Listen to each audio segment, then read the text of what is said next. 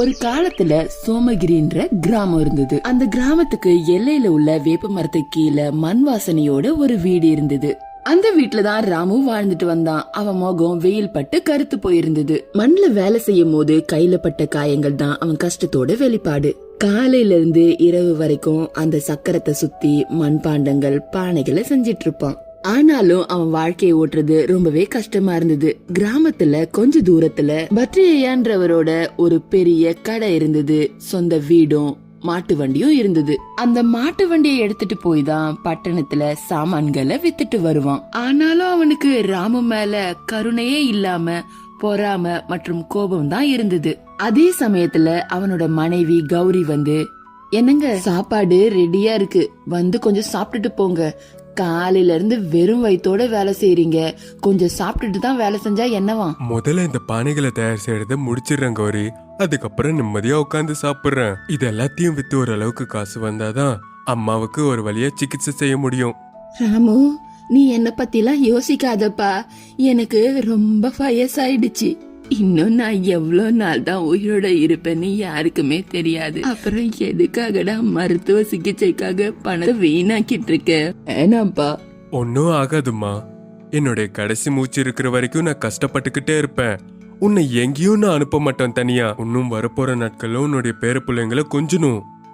அந்த மாதிரி சொல்லிட்டு திரும்பவும் மண்ணு மேல நின்னு வேலை செய்ய ஆரம்பிச்சிட்டான். ராமுவோட அம்மாவுக்கு கேன்சர் ஃபர்ஸ்ட் ஸ்டேஜ். அதுக்கு சிகிச்சை பண்ணணும்னா நிறைய பணம் செலவாகும். அதுக்கு ராமு ரொம்பவே கஷ்டப்பட்டான். ஒவ்வொரு பைசாவா சேர்த்து வச்சு சிகிச்சை பண்ணிட்டு இருந்தான். பத்ரி ஐயா ஒரு மரத்துக்கு கீழே உட்காந்து தன்னோட ஆட்களோட பேசிட்டு இருப்பான். அப்போ அவனோட வேலைக்காரனான மௌலி வந்து இப்படி சொல்லுவான். அட கேட்டீங்களா, அந்த ராமு இந்த சந்தையில அவனுடைய பானைகளை விற்க போறானுங்களாம். திரவான் பேசிட்டு இருக்கும்போது கேட்டுட்டேன் இத. அட, அந்த ராமு பையனால இதெல்லாத்தையும் எப்படி விற்க முடியும்? அவனுடைய பானைகள் பார்க்கவே கேவலமா இருக்கும். இலவசமா தந்தா கூட அவனுடைய பானைகளை வாங்கறதுக்கு எவனும் முன் வர மாட்டான்டா. என்ன சொல்ற? ஆனா ஐயா, என்னுடைய கண்ணாலேயே நான் பார்த்தேன். இந்த முறை அவன் தயார் செஞ்ச எல்லா பானைகளும் ரொம்பவே அருமையா வந்தது. மற்றும் அவன் வைக்க போற பானைகளோட விலையும் கம்மி பண்ண போறானா. எனக்கு என்னமோ இந்த வாட்டி அவன் தான் ஜெயிப்பான் போலயே. அட, இத பத்தி நான் யோசிக்கவே இல்லடா. அவன் இந்த கிராமத்து சந்தையில பானைகளை வித்தா என்னோட பானைகளை எவன் வாங்கிப்பான்டா? அப்படின்னா இப்போ நம்ம என்ன பண்றதுன்னு நீங்களே சொல்லுங்க. நீ எது வேணாலும் பண்ணு, ஆனா அவனுடைய பொருள் ஒண்ணு கூட அங்க சேர விடாம பாத்துக்கிறாரு, சரியா? பத்ரி ஐயா மௌலியோட காதுல திருட்டு வேலைக்கான திட்டத்தை சொல்லுவான். இன்னொரு பக்கம் ராமு தான் தயார் செஞ்ச பானைகளை பத்திரமா எடுத்து வச்சிட்டு இருப்பான். இந்த வாட்டி பானைகள் ரொம்பவே நல்லா வந்திருக்கு, கண்டிப்பா நல்லா வித்து போகும். என்னுடைய ஆசையும் அதுதாண்டி. இந்த வாட்டி நான் ரொம்பவே கஷ்டப்பட்டு வேலை பார்த்திருக்கேன். அது மட்டும் இல்லாம யாராலையும் எந்த குறையும் சொல்ல முடியாது. நாளைக்கு விடிய காலையில நான் கிளம்பிடுவேன். அதனால நீ சாப்பாடு ரெடி பண்ணிடு. சரி, அப்படின்னா நீ போ, சீக்கிரமா தூங்கு. விடிய காலையில சீக்கிரம் எழுந்திருக்கணும்ல. ராமு நிம்மதியா படுத்து தூங்கிடுவான். அப்போ காத்து நல்லா வீசும். இரவுல நிலா வெளிச்சத்துல பானைகள் எல்லாம் மின்னும். அன்னைக்கு நைட்டு பத்ரி ஐயாவோட வேலைக்காரனான மௌலி வந்து 2 பானைகளை அடிச்சு உடைச்சிடுவான்.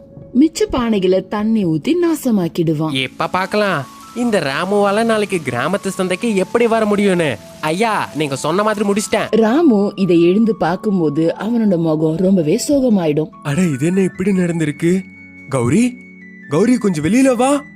ஐயோ கடவுளே, செஞ்ச பானைகள் எல்லாம் வீணாயிடுச்சு. இதெல்லாம் எப்படிங்க நடந்திருக்கும்? ஐயோ, என்னுடைய கஷ்டம், அது மட்டும் இல்லாம 2 வாரத்துக்கான காசு எல்லாமே வீணா போயிடுச்சே. இப்போ எனக்கு என்ன பண்றதுன்னு தெரியல. நாளைக்கு நான் என்ன கொண்டு போவேன்? உண்மைய சொல்ல போனா இதெல்லாம் யாரோ வேணும்னே பண்ண மாதிரி தான் இருக்கு. இங்க பாரு, எல்லா பானைகளும் உடைஞ்சு போயிருக்கு. நமக்கு யாரடி எதிரிகள் இருப்பாங்க? நான் என்னைக்குமே சண்டை போட்டது இல்லையே யாரு கூடயும். அட, அது அப்படி கிடையாதுங்க. நம்ம யாருக்காவது தப்பு பண்ணாதான் அவங்க நமக்கு திருப்பி தப்பு பண்ணணும்னு அவசியம் இல்ல. சில பேரோட பொறாம கூட அடுத்தவனுக்கு தப்பு பண்ண வைக்கும். பத்ரி ஐயா இது எல்லாத்தையும் மரத்துக்கு பின்னாடி நின்னு கவனிச்சிட்டு இருப்பான். அவன் ரொம்பவே சந்தோஷமும் படுவான். கொஞ்ச நேரம் கழிச்சு ராமு தெருவுக்கு போனான். அங்க பத்ரி ஐயா சில ஆட்களோட உட்காந்து பேசிட்டு இருப்பான்.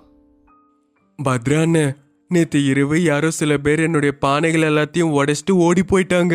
நான் ரொம்பவே நஷ்டப்பட்டுட்டேன். நான் அந்த பானைகளை வித்து அம்மாக்கு ஒரு நல்ல ஹாஸ்பிட்டல்ல சிகிச்சை பண்ணணும்னு நினைச்சேன். ஆனா இப்ப பார்த்தா என்னுடைய முழு கஷ்டமும் வீணா போயிடுச்சு. ஐயோ, உனக்கு ரொம்பவே அநியாயம் நடந்துருச்சு ராமு. ஆனா மண்ல வேலை செய்யறதுனா இப்படிதான் நடக்கும். சில நேரம் நல்லதும் நடக்கும், சில நேரம் கெட்டதும் நடக்கும். அண்ணே, இது யாரோ வேணும்ட்டு பொறாமல பண்ண மாதிரி தான் தெரியுது. என்னது பொறாமையா? உன்ன மாதிரி ஏழை மேல எவன்டா பொறாமப்படுவான்? அப்படி உன்கிட்ட என்னதான் இருக்குன்னு பொறாமப்படுறதுக்கு?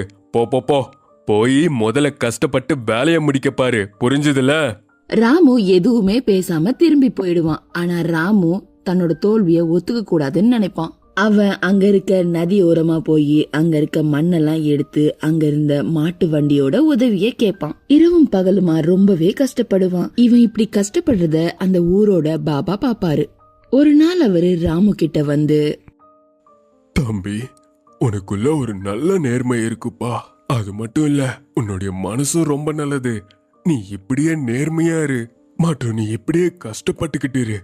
கடவுள் கண்டிப்பா உன்னுடைய தலையெழுத்த மாத்திருவாரு. எல்லாருடைய பார்வையும் உன் பக்கம் திரும்புற மாதிரி அவரு பண்ணிடுவாரு. சரிங்க பாபா, நீங்க சொன்ன மாதிரி கஷ்டப்பட்டு என்னுடைய தலையெழுத்த மாத்திக்கிறேன். கௌரியும் தன்னோட புருஷனுக்கு தினமும் உதவி செய்ய ஆரம்பிப்பா. கௌரி அந்த பானைகள் மேல டிசைன் போட ஆரம்பிச்சிட்டா.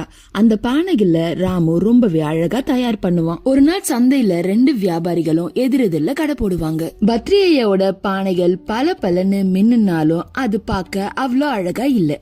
ராமையாவோட பானைகள் ரொம்ப சிம்பிளா இருந்தாலும் அந்த டிசைன் வந்து அந்த பானைகளை ரொம்பவே அழகா காட்டும். அப்போ ஒரு கஸ்டமர், அண்ணா, இந்த பானைகள் எல்லாம் செம்மையா இருக்கு. யார் தயார் செஞ்சிருக்காங்க? நானே தாங்க பண்ணேன். உங்க பானைகள் வெறும் பார்க்கறதுக்கு அழகா மட்டும் இல்லாம ரொம்பவே ஸ்ட்ராங்காவும் ரொம்பவே மதிப்புள்ளதாவும் இருக்கு. ஆமாங்க, என்னுடைய பானைகளை வாங்குறவங்க எனக்குமே சோகமாக கூடாதுன்னு நான் நினைப்பேன். ரொம்ப காலம் ஆனாலும் சரி என்னுடைய பொருள் அவங்க கிட்டயும் நிலைச்சிருக்கணும். ஏன்னா அவங்களும் கஷ்டப்பட்டு தானே சம்பாதிக்கிறாங்க. நீங்க ரொம்ப நாளா யோசிக்கிறீங்கன்னா, இந்த காலத்துல எல்லாம் அவங்களுடைய லாபத்துக்காக கஸ்டமர் தலையில மிளகா அரைக்க தான் பாக்குறாங்க. ஆனா நீங்க ரொம்ப நல்லவரு. மெதுவா ராமுவோட கடையில கூட்டம் சேர்ந்தது. மக்கள் எல்லாருக்கும் ராமுவோட பானைகள் பிடிச்சிருந்தது. சில மணி நேரங்கள்லயே ராமுவோட எல்லா பானைகளும் வித்து போச்சு. இத பார்த்த பத்ரி ஐயா ரொம்பவே எரிச்சல் அடைஞ்சு கோபம் அடைஞ்சான். டேய், என்னுடைய பானைகள் ஏன்டா இங்க ஒண்ணு கூட வித்து போகல? ஆனா இந்த ராமு ஆண்ட ஒரு கூட்டமே சேரி இருக்கே. அவ என்ன பானைகள் எல்லாருக்கும் இலவசமா தரானா? ஐயா, அந்த ராமுவோட பானைகள் எல்லாமே அருமையா இருக்குன்னு, அது மட்டும் இல்லாம பயங்கரமா தயார் செஞ்சிருக்காங்கன்னு மக்கள் எல்லாரும் பேசிட்டு இருக்காங்க. அது மட்டும் இல்லாம ரொம்ப கம்மி விலைக்கு தரானா அவன். அப்படின்னா எந்த நல்லா இல்லையாடா? இங்க ஒரு ஈ கூட சுத்த மாட்டேங்குது. ஐயா, உங்களுக்கு தெரியுமா, நம்மளுடைய பானைகள் சுத்தமா ஸ்ட்ராங்காவே இல்லைங்க.